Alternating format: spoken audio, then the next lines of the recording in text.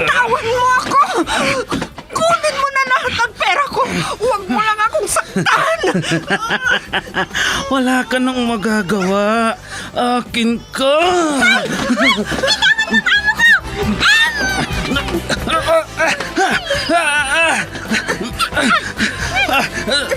Sino kang pumulupot sa likod ko? Bumaba ka dyan.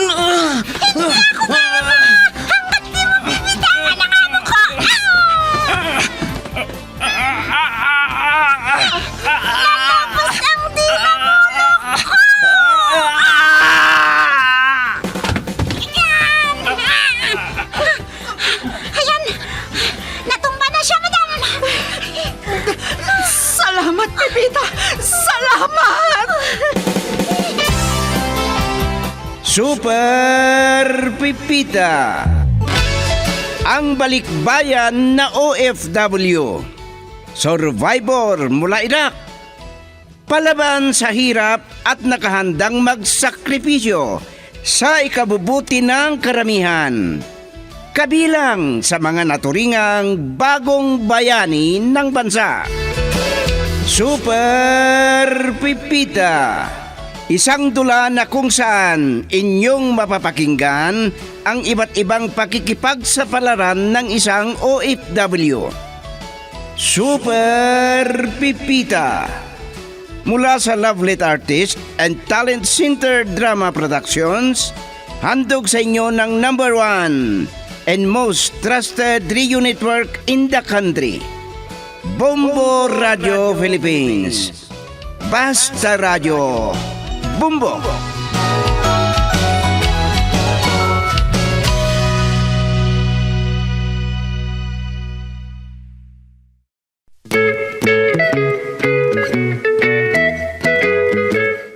Ang nakaraan, kinontra ni Niga ang pagdidirbi ng asawa.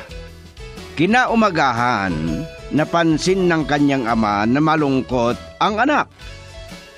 Gusto ng mag-asawa na patigilin na siya sa kanyang pagsasabong. Nalaman ni Niga na umuwi ang kanyang asawa para mananghalian sa bahay nila, at si Pipita ang nakaharap sa hapagkainan. Araw ng dirbi, umaasa ang asawa ni Niga na mananalo sa galyera at mag-uwi ng limpak-limpak na salapi. At ngayon, narito ang karugtong ng isang linggong kasaysayan na ating pinamagatang Sa Bungiro na Amo, dito sa ating dula, Super Pipita.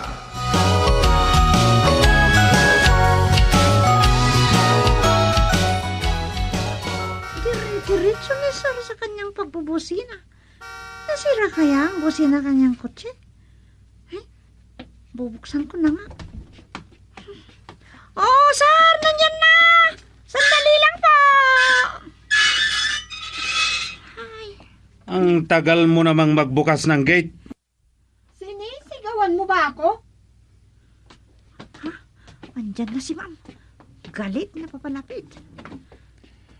Ikaw ba ang sinisigawan ko? Hindi naman ah. Ikaw kasi, Pipita, ang tagal mo. Naaway tuloy ako ni Nega ang dahil sa'yo. Muntik na nga akong madapa dahil nagmamadali akong magbukas ng gate, Sir. Bakit nga ba ang tagal mo, ha? Huwag mong pagalitan si Pipita. Tayong dalawa ang magtutuos. Bakit ngayon ka lang dumating, ha? At bakit ganyan ang itsura mo? Huwag mo akong tanungin ng ganyan. Mainit ang ulo ko. Isang manok ko ang nanalo, 3 ang namatay. Kasalanan ko ba? Sinisisi mo ako? Mula ngayon, huwag ka nang makipagsabong. Pwede ba, Nega? Hindi yan ang isalubong mo sa akin. Mainit ang ulo ko. Inaasahan ko na akong magiging kampyon. Sayang. Sayang yung premyo. Umaasa ka? Pero nilipad na ng manok mo. Magkano ang natalo sa'yo, ha? Tinatanong kita, magkano? Talagang hindi ka titigil sa pagbubunganga mo? Diyan ka na nga. At anong gusto mong mangyari? Tatahimik lang ako? Oh, ang ang kotse mo. Huwag mo nang ipasok. Isang lamo na ito para may panabong ka. Oh, ikaw naman, Pipita. Ano ang tinitingin-tingin mo dyan, ha? Ma'am, ipapasok ko na sana yung kotse ni sir, pero kinuha naman niya yung susi. Hindi mo na trabaho yan. Hayaan mo lang dyan. At baka, tama ang hinala ko na isasanla niya ang kotse kapag wala na siyang maipusta sa sabungan.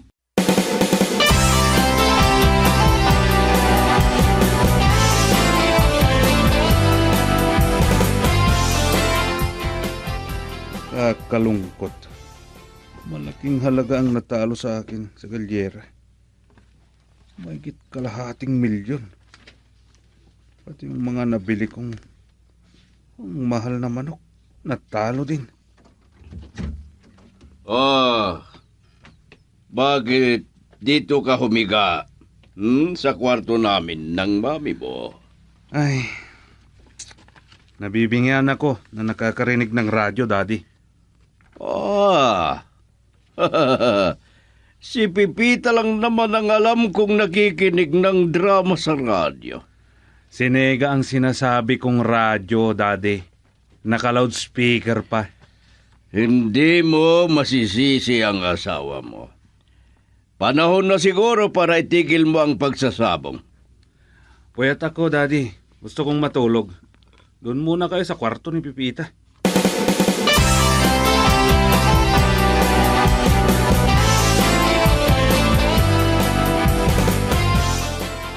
Eto na yung sinasabi ko.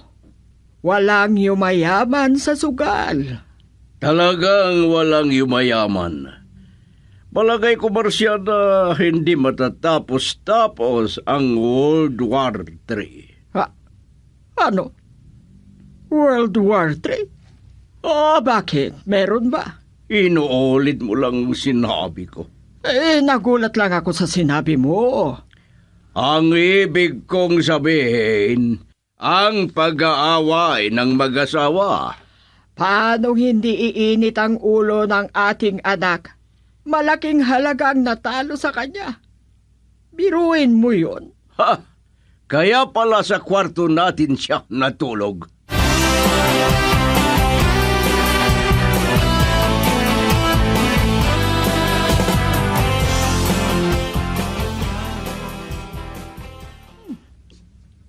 Walang asawa ko dito sa kwarto namin. Saan kayo nagpuntang lalaking yun? Umalis na hindi nagpaalam.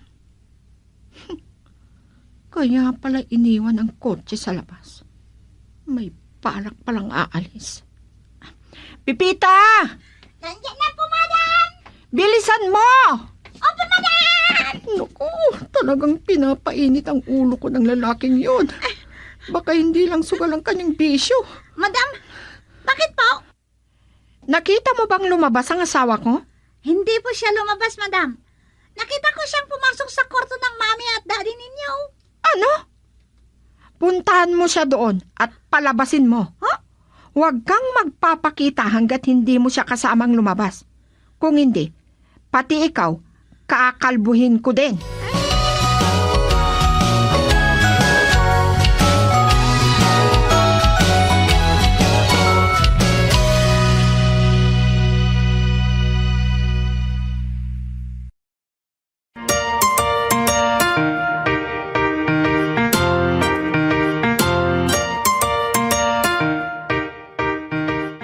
Hindi ka magpapakita sa kanya? Anong dahilan? Huwag mong sabihin na magkatabi kayong matulog ng anak ko. Kayo naman, Uncle. Hindi pa oras ng pagtulog. Mahirap mong mapagalitan. Ayaw buksan ng anak mo ang kwarto natin. Baka tulog pa yun. Sige, Ante. Yan na lang ang sasabihin ko kay Madam Nega. Sabi mo, hindi ka magpapakita sa kanya hanggat hindi mo kasama ang asawa niya. Gusto mo bang makalbo? Uncle, sabihin ko na lang po na ayaw magising at puyat siya kasi. Talagang puyat yun. 2 gabing hindi natulog At isa pa, masama ang loob dahil sa pagkatalo niya ng malaking halaga. Yun naman pala eh. Di yan na ang sabihin ko kay madam. Babalik na ako doon. Bahala ka kung hindi ka takot mapagalitan.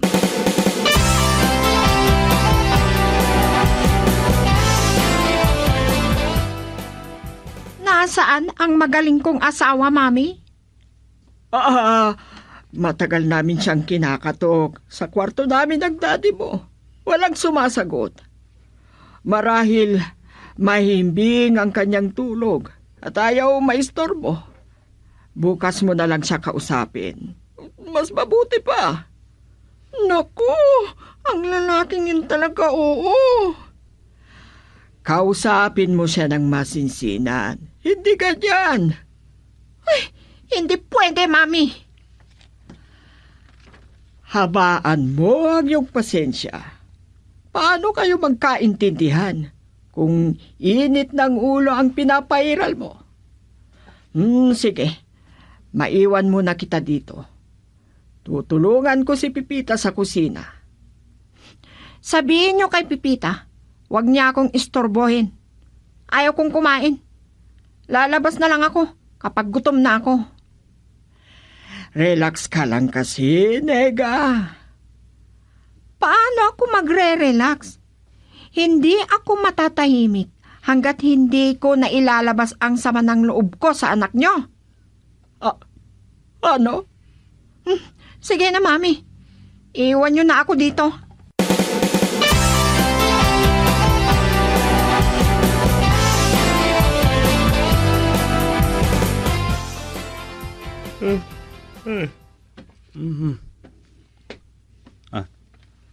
Bakit mag-isa lang ako sa kwarto? Nasaan si Nega? Natulog siguro sa kabilang bahay. Pinagpalit na yata ako sa ibang lalaki. Teka, kanino kwarto ito? Naalala ko na. Kwarto nila Mami at Daddy pala ito. Sama talaga ng loob ko dahil sa pagkatalo ko sa galyera. Tapos, inaaway pa ako ng aking asawa. Nagugutom ako. Lalabas na nga lang ako dito.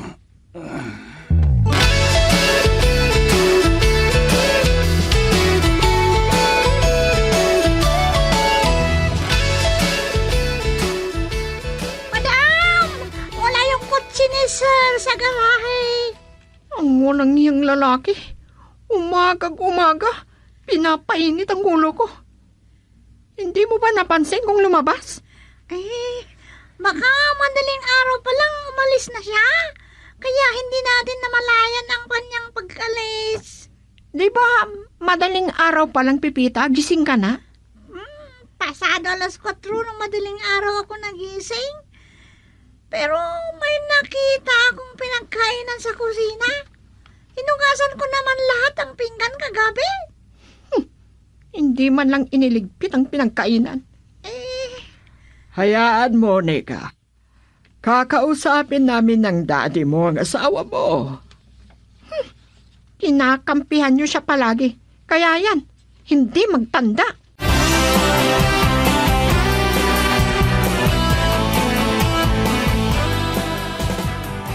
Galit sa atin si Nega, segundo. Kinakampihan daw natin ang anak natin. Paano yan? Oo nga, ano. Paano kaya? Segundo? Nasaan kaya ang ating anak? Baka may masamang mangyari sa kanya. Pwede ba? Huwag mong dagdagan ang pag-aalala ko. Nininervyos tuloy ako sa iyo. Si Pipita kasi kung bakit hindi niya namalayang umalis. Di sana alam niya kung nasaan ang ating anak at masabi sa atin, saan natin siya hanapin ngayon? Huwag mo nang sisihin si Pipita. Subukan ko ang tawagan. Baka sakaling sagutin niya ang aking tawag.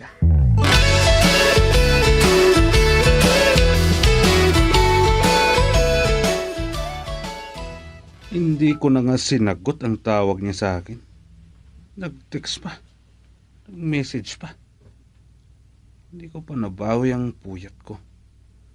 Usahin ko na nga lang kung anong sinasabi niya. Kung hindi mo ako re-replyan, aalis na ako sa bahay na ito. Ha? Aalis daw sa bahay. Ayan, matawag na. Sagutin ko na lang ang tawag niya. Baka tutuhanin ang sinabi. Hello, darling. Akala ko, ayaw mo na akong kausapin. Hindi mo ba nabasa yung message ko sa'yo? Nabasa ko na. Biglang tumawag ka. Kaya ito. Bakit? Matitiis mong iwanan ako? Paano? Hindi ka natulog sa kwarto natin kagabi. Tinakasan mo pa ako. Ayaw ko kasing mag-away tayo. Ayaw ko kasi ang ginagawa mo. At nasan ka? Huwag mo na akong hanapin. Uwi din ako. Gagawa-gawa ka ng pag-aawayan natin. Pagkatapos, hindi ka uuwi dito sa bahay? Ayaw mong sabihin kung nasan ka? Sige, pupunta ako sa farm at kakatayin kong lahat ang mga manok mo. Wag. Sige, sasabihin ko na kung nasan ako. Nandito ako sa farm ngayon.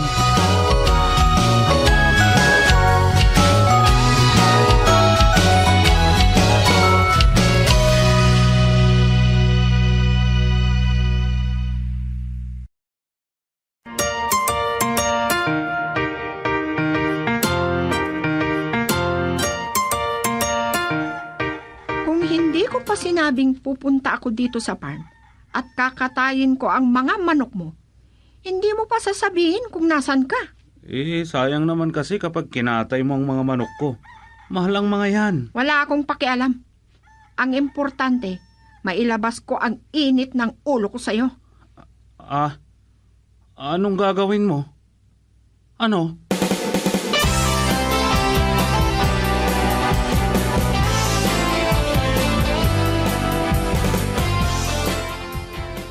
Mabuti naman at pumunta ka dito sa opisina. Nakapag-usap na ba kayo ng asawa mo? Oo, Daddy. Pumunta siya sa farm. Hindi ko alam kung paano niya nalaman na nandun ako. Kumusta naman ang pag-uusap niyong dalawa? Mabuti kung hindi sumabog ang World War III. Ngayon naman, Daddy. Ngayon lang ako magseryoso na makipag-usap sa iyo. Makinig ka sa akin. Kung ayaw mong malugi ang kumpanya, tigilan mo na yung pagsasabong mo. Hindi mo na yan ang pag-uusapan natin. Kailangan! Huwag mong ipagpaliban. Tignan mo! Dahil sa sabong na yan, napabayaan mo na ang kumpanya.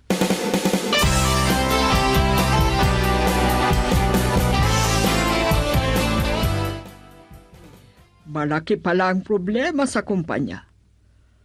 Paano kapag nalaman ito ni Nega? Anong gagawin natin? Yan din ang iniisip ko. Paano na lang kapag nalaman ni Nega? Anong gagawin natin? Segundo? Kaya hindi niya dapat malaman ito. Siya nga pala. Hindi ko pa natanong si Pipita kung sumahod na. Palagay ko 2 buwan nang hindi pa sumasahod yon. Wala yatang pakialam si Nega sa bagay na yan. Ang anak mo ang nagpapasweldo kay Pipita. Baka yan ang napagkasundoan nilang mag-asawa. Na ang anak natin ang magpapasahod kay Pipita. Ay nako, kawawa naman si Pipita pag hindi pa masahuran. Tanungin mo siya kung hindi pa sumahod.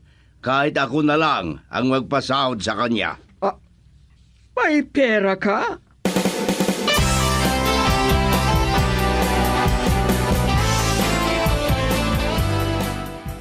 Tingnan mo yan. Hindi ka pa pala nasasahuran ng asawa ko. Sinong hindi maiinis? Bakit ngayon mo lang sinabi? Para alam nyo, madam. At saka, kailangan ng pera ngayon. Kahit hindi mo kailangan ng pera, dapat lang nasahuran ka. Pinagpaguran mo yan. Pero bahala ka. Gaya ng sabi ko sa'yo, ang asawa ko ang magpapasahod sa'yo, hindi ako. Opo, madam. Walang problema doon. Nabanggit ko lang. Oh, wala palang problema eh. Kung ganon, wala din akong pakialam kung sasahuran ka o hindi.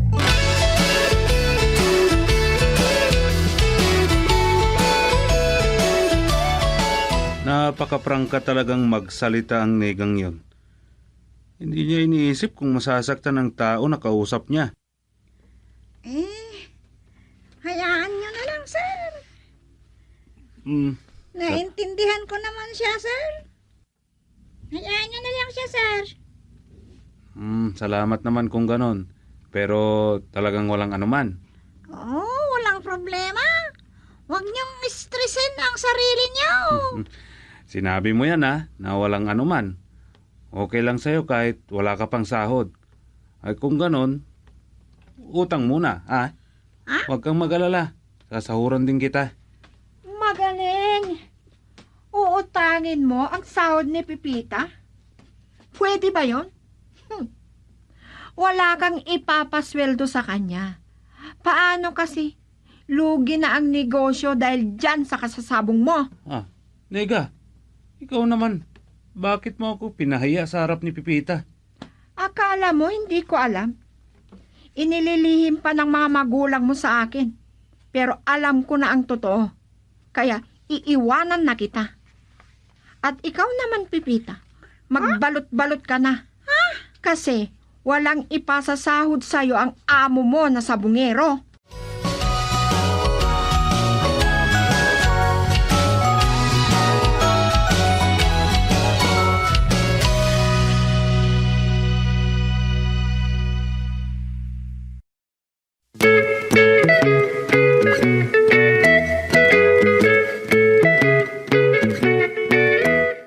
Ano ang mga susunod na mangyayari?